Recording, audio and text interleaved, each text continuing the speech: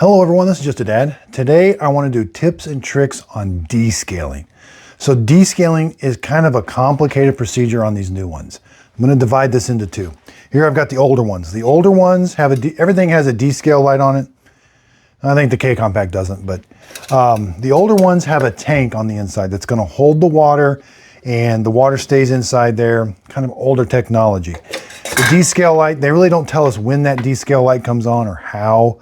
But I have found if you keep up regular intervals of running either the Keurig solution or vinegar through these machines, you can pretty much keep that descale in check or off. The newer ones, this is where all the problems come into play. And by newer ones, I mean K Supremes, K Expresses. They kind of look like this. They typically have the ounce buttons on this. Even the K Cafe Smart coffee maker, even the K Express from Walmart, K Express Essentials, they all have this heating element inside that's going to heat the water. When you do the brew button, the water pump sends it through the heating element and it heats it up really quick and comes out and brews your coffee in under a minute. That's pretty neat technology. But the openings are really small on this heating element. So if your hard water deposits start to build up, that's going to start closing that off. My first advice for you is to keep up on the descale. These newer ones have a descale light. They light it after the light comes on after 250 brews no matter what. No matter how hard your water is, no matter how soft, no matter what type of water you use, the light's going to come on. Now, in order to get that light to go out, you have to put the machines into a special descale mode. You have to run that mode all the way through from start to finish. It can be tricky. I have detailed videos on how to do that on each one. Unfortunately, each one is different. And they all have their own little thing to go along with it. So again, I can't stress enough. You have to follow. Now, you can use, it doesn't matter what you use. You can use just water. I typically recommend the Keurig Descaling solution or vinegar. I have videos on how to do both. But you have to run that procedure all the way through from start to finish and following it step by step. If you miss one step, the light's not going to come off or go off. With that being said, a tip and trick. Vinegar or descaling solution. Okay, vinegar, much cheaper. Descaling solution, I recommend buying the 3-month care kit. I typically do use these rinse pods. I do use the filter, the charcoal water filters that come in them. You don't have to use those. It seems to be cheaper when you get the 3-month care kit. But, the instructions are underneath here. They're not for most coffee makers, and they're definitely not for the newer ones. They're very generic instructions in there. I don't find them to be that helpful. On some of the older ones, they do okay, but you really have to go online. If you want the detailed procedures, it does come in the manual with some of these, but some of these, if you go to the Keurig website, they have a more intense manual for each coffee maker. In there is where you'll typically find the descaling procedures. Now, back to which solution. I prefer this one, but it is more expensive. And the reason for it, it's citric acid, and I think it does a better job of cleaning the inside of it, but also it takes less water to rinse it at the end.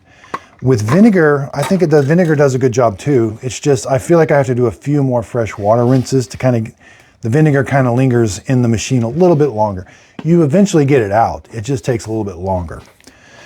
With that being said, 250 brews, no matter what, and that descaling procedure is so complicated that your add water light has to work.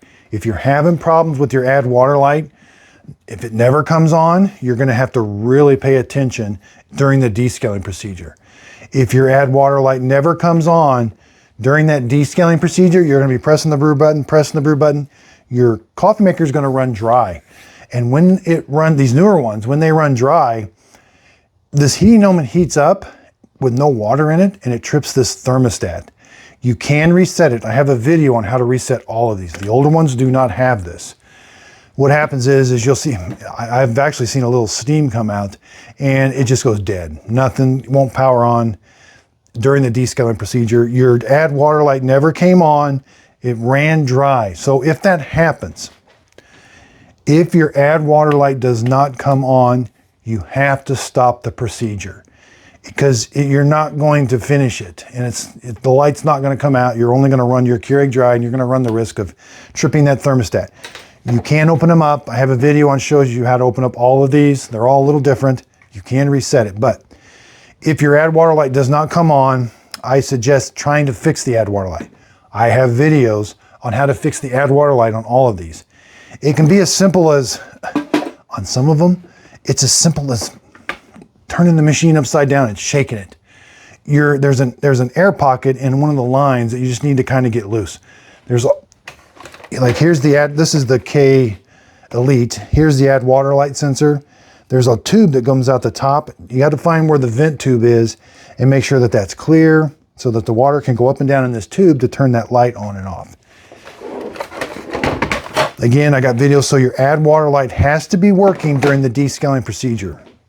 Now, it may come on too soon. That's a whole nother problem. I haven't found a fix. Sometimes the add water light comes on and you still got this much solution in. I don't know what the fix on that one is. And that's okay. It's just you're not going to run as much through it. But the computer, the logic board inside this machine has to see the add water light come on in order for you to finish that descaling procedure. Okay, with that being said, you should do a cool down period between running the vinegar or descaling solution through and doing the fresh water rinses. This will make sense when you're in the middle of doing the descaling procedure. You're going to fill this up 50-50 with vinegar and water. You're going to put it in descale mode. You're going to start it. It's going to run the vinegar and water through it. And then the add water light's going to come on. At that point, let it cool for 30 minutes. I have tested this. It doesn't come out of descale. It doesn't like, oh, you've sat here so long, I'm going to turn off. I've let one sit there for an hour and a half. It does not come out of descale mode. So let it sit before you fill the water tank up with water. Let it sit, fill the water tank up with water. Your add water light's gonna go off. Then you can finish the fresh water rinsing. It's really hard on these coffee makers during the descaling procedure. It's just running so much. It's running the vinegar through, then it's running you're just constantly pressing the K button. It can over temp these thermostats and cause you to break down in the middle of it. I call that my cool down period. These can be really tricky. The older ones, if you wait too long and the descale light comes on, it may not go out even after you run the vinegar and water through it. Sometimes people say, I've never descaled, and all of a sudden the descale light comes on after 2 years and now I can't get it to go out.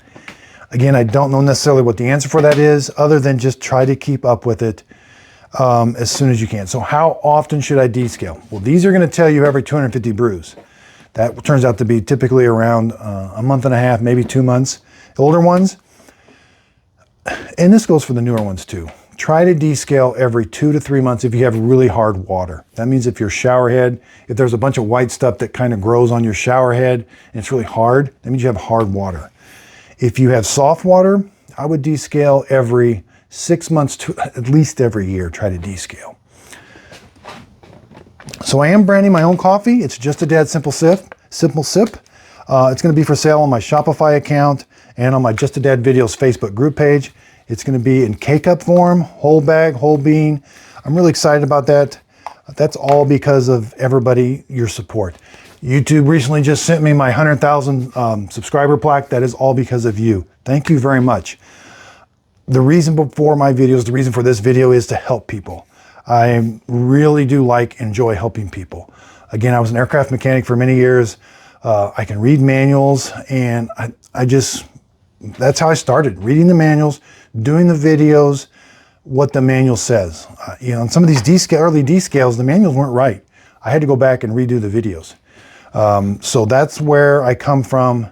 And since I read the comments on all my videos, this is where I decide I'm going to do descale tips and tricks, because I see so many comments on descales, and these were the main ones that stick out to me. And that's why, again, I do these videos. I want to help people. If there's something, I read the comments. If there's something you need help with, leave it in the comments down below. If there's another type of video you'd like to see made, leave it in the comments down below. If you could, hit the subscribe button and the thumbs up button down underneath the video. That really helps out my YouTube channel. Again, I really appreciate everybody's support. If you could, please like and subscribe, and thanks for watching.